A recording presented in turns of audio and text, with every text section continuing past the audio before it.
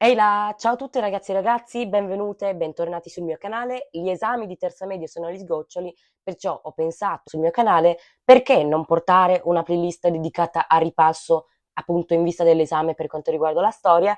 Mi sono un attimo organizzata e come vedete in questi giorni vi sto portando appunto tutte le cose che riguardano la prima guerra mondiale. Oggi avete il video completo anche con l'introduzione e con l'outro che negli scorsi video non avete visto perché erano soltanto piccole parti prese da quello che in realtà è il video grande che vedrete oggi intero, integrale. Mi raccomando, quindi non mi perdo in chiacchiere, andate a mettere mi piace, iscrivetevi sul canale su Instagram, nel community tab andate a controllarlo sempre perché escono sempre un sacco di aggiornamenti e buona visione, ciao! La Belle Époque sta volgendo al termine e l'Europa è divisa a metà tramite un complessissimo sistema di alleanze. È divisa in due schieramenti. Da una parte abbiamo la Triplice Alleanza, fondata nel 1882 che unisce l'impero tedesco, l'impero austro-ungarico e il Regno d'Italia. Dall'altra parte abbiamo la prima la Duplice, fondata da Francia e Russia, e poi Triplice Intesa, costituita da Francia, Russia e Regno Unito. Ma il 28 giugno del 1914 l'erede al trono, l'arciduca Francesco Ferdinando, è in visita a Sarajevo, in Serbia. Ma mentre lui e la moglie sono in macchina per le strade della città, un giovane studente serbo di nome Gavrilo Princip, affiliato molto probabilmente all'associazione terroristica indipendentista chiamata La Mano Nera, spara e uccide l'arciduca e la moglie.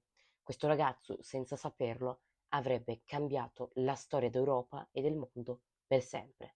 Il duraturo equilibrio della Belle Époque sarebbe da poco a lì chiuso, fallito, si sarebbe spezzato e la guerra era molto vicina. L'impero austro-ungarico chiaramente non reagì molto bene. Il re ha 84 anni e non ha nessun erede a cui lasciare uno dei più importanti troni d'Europa. La situazione interna non è delle migliori e quindi bisogna immediatamente intervenire. Il governo austriaco accusa il governo serbo di proteggere questa associazione terroristica di cui Gavrilo fa parte. Dia un ultimatum al governo serbo. Chiede di poter indagare sul suolo serbo e, in caso di rifiuto, l'esercito austriaco sarebbe subito entrato sul territorio serbo. Queste erano condizioni molto umilianti per i serbi che erano consapevoli che i russi li avrebbero in qualche modo aiutati, così decisero di rifiutare in ogni modo l'ultimatum, provocando così il 28 luglio del 1914, esattamente un mese dopo l'uccisione dell'arciduca, la dichiarazione di guerra dell'Austria. L'Austria infatti dichiarò, come promesso, guerra alla Serbia. Scattò immediatamente il sistema di alleanze. La guerra mondiale stava iniziando. Nel 1915 le truppe austro-tedesche stanno incassando numerose vittorie sul fronte orientale. Hanno definitivamente sconfitto la Polonia e marciano indisturbate verso la Russia, mentre il piccolo stato della Serbia è oramai stato conquistato. Ma in tutto questo, gli italiani, l'altro membro dell'alleanza, cosa stanno facendo?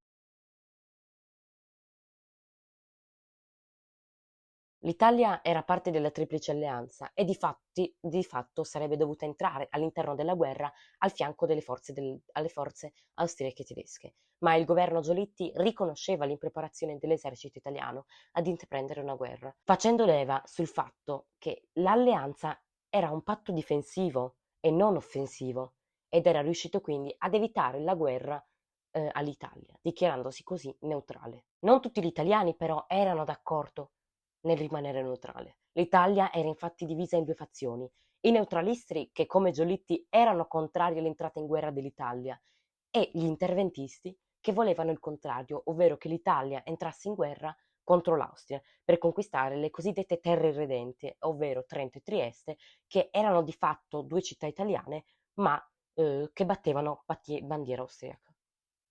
I neutralisti avevano la maggioranza in Parlamento, ma nel 1915, in accordo con il re Vittorio Emanuele III, una delegazione diplomatica italiana firmò il Patto di Londra, con cui l'Italia si impegnava ad entrare in guerra in cambio di concessioni territoriali in Austria, chiaramente, una volta che la guerra sarebbe stata vinta.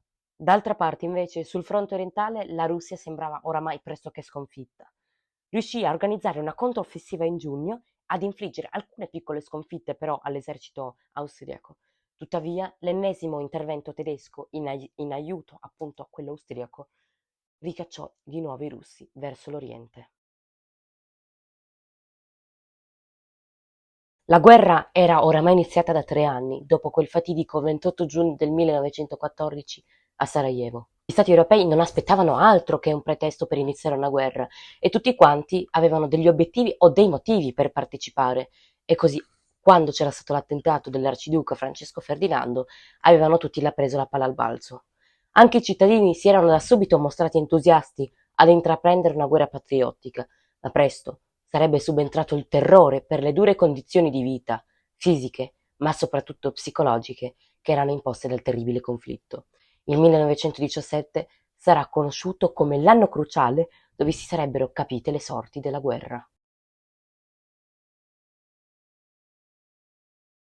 Quelli che se la passavano peggio erano ovviamente i soldati, costretti a vivere in delle trincee, reti di cunicoli scavati nel fango profondo 1,5 metri che servivano a collegare il fronte con le retrovie. Le condizioni di vita erano chiaramente pessime e gli uomini vivevano tra i cadaveri dei compagni e tra i loro stessi bisogni. Non potevano scappare, perché la conseguenza all'insubordinazione era durissima: la morte. Oltre al numero dei soldati al fronte, anche nelle città era cambiata la percezione della guerra. L'opinione pubblica da questo momento inizia a chiedere ai governi di finire la guerra, subito. Inoltre in questi mesi iniziano ad arrivare le lettere dai parenti che sono stati spediti al fronte e che descrivono le insostenibili situazioni alle loro famiglie. Delle rivolte così iniziarono ad avvenire in tutta Europa, dapprima da delle insubordinazioni in Francia a degli scioperi in Germania e Italia, ma chi se la passavano peggio erano i russi. Come avete visto negli scorsi video, lo zar Nicola II abdicò in febbraio a seguito di delle rivolte. Dopo di lui, il governo provvisorio fece la scelta di rimanere in guerra e così, nell'ottobre, Vladimir Lenin fece cadere il governo con un colpo di stato e firmò subito con la Germania il trattato di Brest-Litovsk, dove cedeva alla Germania appunto alcune ricche regioni russe e si impegnava a cessare le ostilità subito. La Russia era fuori dalla guerra. Nel 1917 sempre, però, dei sottomarini tedeschi chiamati U-Boot o U-Boot, correggetemi nei commenti se ho sbagliato, avevano accidentalmente colpito delle navi mercantili americane, che decisero di intervenire nella guerra al fianco degli anglo-francesi. La motivazione reale era di tipo economico, ma all'opinione pubblica il presidente Wilson dichiarò di voler intervenire per difendere l'affermazione della democrazia e del libero commercio. Così, nell'aprile del 1917, gli americani entrarono nel conflitto, dispiegando la più grande potenza industriale e militare del mondo. Intanto in Italia la situazione era molto critica. Tutte le truppe che prima erano impegnate sul suolo russo ora erano al confine con l'Italia e così il 24 ottobre del 1917 un'enorme armata austriaca con alcune divisioni tedesche sferrò un potentissimo attacco a Caporetto, infliggendo la più terribile e gigante sconfitta della storia italiana. La colpa del disastro era unicamente del generale Luigi Cadorna, la cui tattica era quella di mandare centinaia di migliaia di uomini al macello lungo l'Isonzo. Tuttavia però la colpa fu attribuita ai già demoralizzati soldati, che vennero dipinti poi come vigliacchi, sostenendo addirittura che si erano rifiutati di combattere. Quindi capite che l'esercito italiano, già demoralizzato, si vede appunto anche la nazione contro e di certo non è un bel effetto. Il generale Luigi Cadorna così attuò una nuova linea difensiva italiana lungo il fiume Piave. Intanto il governo cadde e subentrò il nuovo primo ministro Vittorio Emanuele Orlando, sostenuto da tutti i partiti politici che decisero di attuare una serie di riforme molto profonde. Promise ai soldati che lo Stato avrebbe aiutato le famiglie distribuendo le terre. Migliorò la qualità degli armamenti, dei fucili, migliorando anche quindi notevolmente il morale dei soldati. Sostituì il comandante Cadorna con il colonnello Armando Diaz, che concentrò tutte le forze sul fiume Piave. E per ultimo modificò la propaganda, cambiandolo da "dobbiamo conquistare Trento e Trieste", quindi territorio irredente, che sì era un argomento molto importante per molte persone, ma per altre no. Pensate il palermitano che deve andare a combattere per conquistare Trento e Trieste, che benefici può avere? Quindi cambiando da "dobbiamo conquistare a Trento e Trieste" a "dobbiamo difendere ad ogni costo la nostra nazione, la nostra patria e la libertà", basandosi sul modello di Wilson americano. Nel gennaio del 1919 le potenze vincitrici della Prima Guerra Mondiale si riunirono a Versailles, in Francia, per stabilire il nuovo assetto dell'Europa post Prima Guerra Mondiale.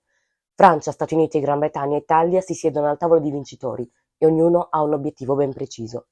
L'Italia vuole gli ampliamenti territoriali previsti dal Patto di Londra, gli Stati Uniti vogliono affermare i principi di politica internazionale, la Francia chiedeva alcuni territori tedeschi e il pagamento dei danni di guerra allo scopo di annientare completamente la Germania, mentre la Gran Bretagna voleva rafforzare i propri domini coloniali prendendo le colonie tedesche. Gli Stati Uniti presentarono una richiesta di 14 punti, una mossa diplomatica nuova che sostanzialmente chiedeva l'affermazione di 4 principi: la trasparenza negli accordi diplomatici, l'autodeterminazione dei popoli, il libero commercio marittimo e la condivisione delle decisioni degli Stati grazie ad un'organizzazione internazionale. Francia e Gran Bretagna decisero di condannare la Germania e cedere l'Alsazia-Lorena alla Francia e a pagare i danni di guerra pari a 132 miliardi di marchi in oro. Obbligarono la Germania di non ricostituire mai più un esercito e di non addestrare i comandanti per evitare una seconda guerra, ed in più non poter costruire più aeroplani, carro armati e armi. Queste erano imposizioni punitive per quello che, una volta, era uno degli stati più potenti economicamente ed industrialmente del mondo.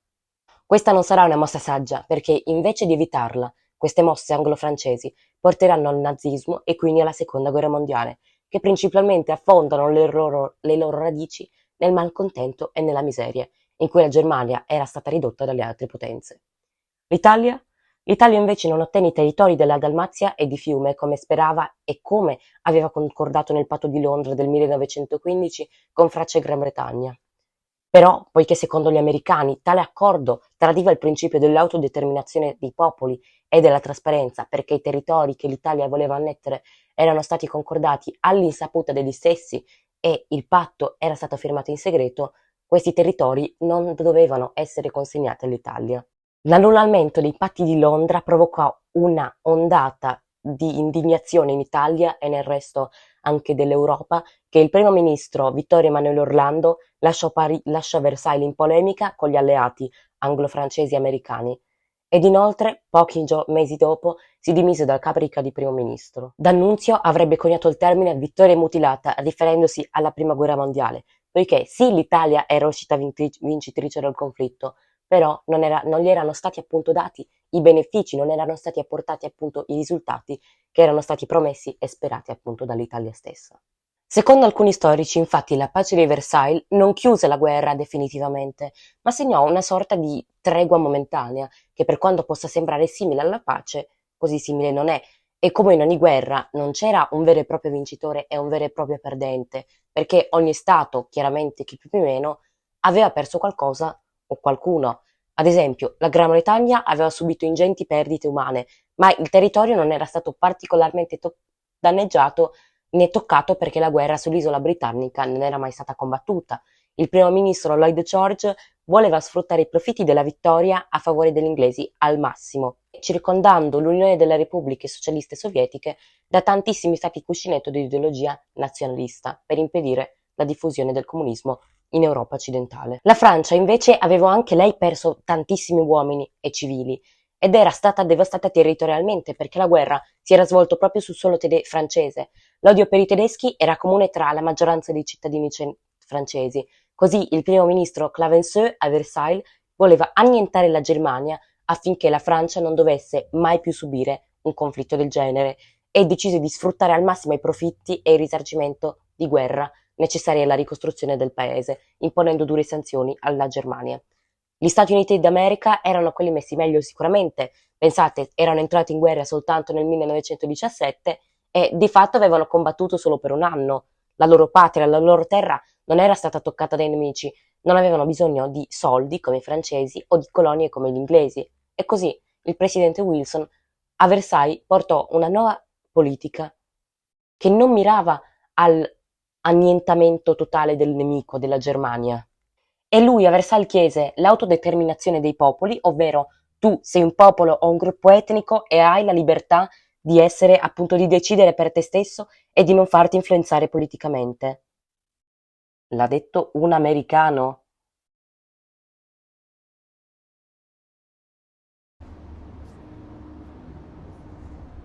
e chiedeva un'organizzazione internazionale per risolvere le dispute, i problemi appunto tra i vari stati, quindi una cooperazione internazionale. Nasce così la Società delle Nazioni. Benissimo ragazzi, siamo finalmente arrivati alla fine di questo lungo video, uno dei più lunghi forse che io abbia mai realizzato, e devo dire che mi è anche piaciuto farlo.